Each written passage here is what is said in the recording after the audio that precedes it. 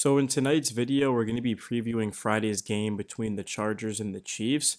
A lot of people seem to think that this game is all about Patrick Mahomes against Justin Herbert, when that couldn't be further from the truth, because 6 of the 8 games that Herbert's played in against the Chiefs, he's had the lead in that, and the defense wasn't able to hold it. We saw, of course, the last time we played them, it was a 2-point game, and sure, the offense wasn't spectacular by any means, but Herbert's put his team into a situation to where they have had a chance to win. And that's why I love this current Chargers team, because the defense is absolutely elite. They gave up the fewest points in football. The defense is even better than it was last season, now entering year 2 of Jesse Minter. But offensively, GM, of course, goes out there and gets more firepower on the offensive side of the ball. Brings back Keenan Allen. Ends up drafting a couple of rookies in Trey Harris and Keandre Lambert-Smith. At the tight end position, brings in Tyler Conklin, possession catch tight end. Oronde Gadsden's not quite ready, but I think later towards the season, next season, around that time, he's going to be a big-time weapon for Herbert because he's basically a receiver in a tight end's body. The question mark I have is certainly not the defense. It's certainly not Justin Herbert. It's not the receivers, not the running backs. It's right tackle.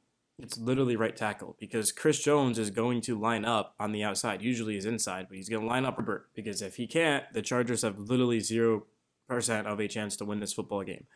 The Chargers also have to run the ball, and that's going to start in the trenches. It's going to start in the interior. Bradley Bozeman, you were not good last season. You were one of the worst centers in football.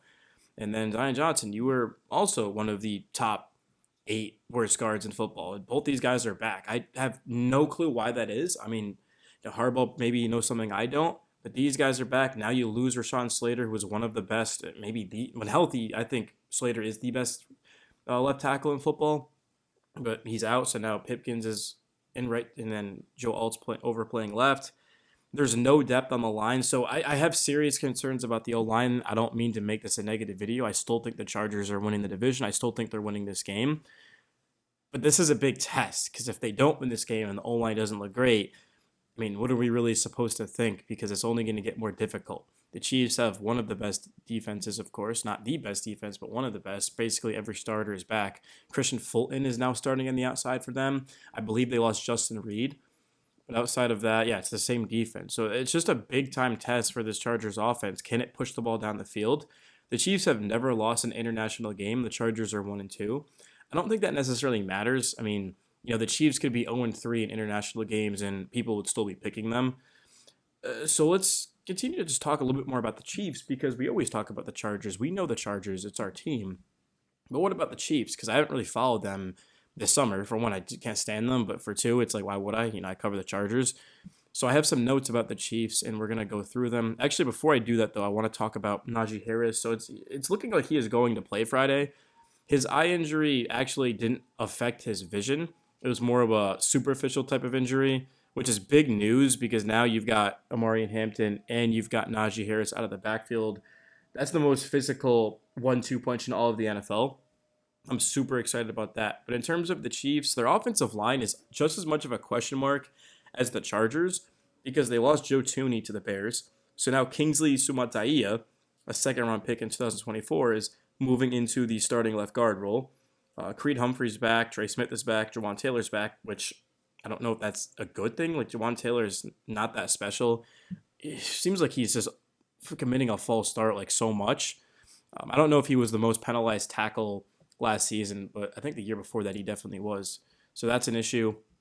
And then they have a rookie, Josh Simmons, who's going to play left tackle. Very talented prospect prior to his injury. The Chiefs sort of took a gamble on him. So you've got really 3 players, guys, on this Chiefs offensive line that are questionable, and Suamataia, Taylor, and Simmons. So the Chargers can attack that, and that's the beauty of this team, is their strength is the defensive line. Like, the Chargers, they're going to get after the quarterback. They've got Deshaun Hand. They've got Tier Tart. They've got, of course, Egbonia. They've got Tuli Tuipulotu, Khalil Mack. Like, these guys are going to come after this Chiefs offensive line that is not that great. So everyone's going to talk about the Chargers offensive line, but what about the Chiefs offensive line? So that have Elijah Molden did practice today. So I don't know if he partially practiced or if he fully practiced, but the fact he's practicing, he's definitely going to play on Friday. So now you've got Gilman, you got Molden, you got Hart, you got Still. Actually, you know what? I don't know who's actually starting on the outside because it's not. I don't think it's officially out. So I just checked the Chargers website and it says starters: Tarheeb Still and Dante Jackson or Cam Hart. That was 4 days ago.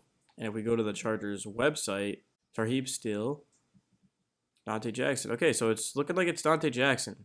That was one of my takes this summer was that Jackson was going to win one of those starting outside cornerback positions, which looks like I was right. Pretty cool. I like that a lot. I think he's got a ton of potential. So now we know that it's going to be Jackson. It's going to be Still. I mean, man, it could be a lot worse. It's actually not bad at all, just especially given of how deep the safety position is. So I think they'll kind of make up for it.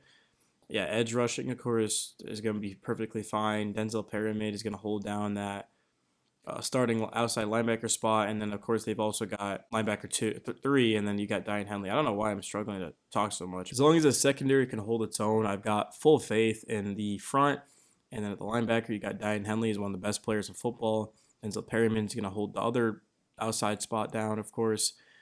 And to that point, the defense it looks exactly how it performs. It looks like a great defense. It is a great defense. Now it's going to be a matter of can the offense put up enough points? Because if we go and we look at the Chargers Chiefs games last season, only 10 points in week 4, and then in week 14, 17 points. That is not going to win. The Chargers are not going to be able to put up those few points and win. They're going to have to put up probably 20 to 24 points. If they can do that, they're going to have a great chance. The defense will hold the rest out. And the thing is that this game is in Brazil, so there's not really a home field advantage. It is technically considered to be a home game for the Chargers. So they've got to go out there and they got to get it done. Because if you want to win the division, the best way to do that is to beat teams in your division. And the Chargers, they have failed to do that with the Chiefs. Again, they've lost 7 in a row. So they've got to get it done. But yeah, hopefully you guys enjoyed the video. It's your boy, Thunder Alley. I'm out. Peace. Ladd McConkey over 6.5 receiving touchdowns plus 100. A little surprised on this. I mean, last season, Ladd definitely had over that. I'm going to look that up right now. Yeah, Ladd McConkey had 7 touchdowns. So he went over it. He just beat it. I don't know why McConkey would regress in that sense. If anything, he's going to benefit off of having more receivers around him. I think the Chargers are going to push the ball down the field more. And McConkey, even though the game plan is always going to be to take him out of it, as we saw against Houston, it really didn't matter. I mean, he absolutely lit up that Texans secondary and dominated. So yeah, I think McConkey probably has 8 or 9 touchdowns. If I'm being honest, it's not gonna be. I don't think it's gonna be in the double digits necessarily because down in the red zone, the Chargers are gonna look for some other guys. But McConkey is gonna separate. In his first touchdown, he made a couple of guys miss, and as soon as he makes that cut, I mean, he's gone. So I like McConkey, and one of the picks I hit on the head too because I scouted him and I really liked him as a prospect, and I had him as a first round, easily a first round grade, and he went into the second round, and the Chargers were the beneficiary of that.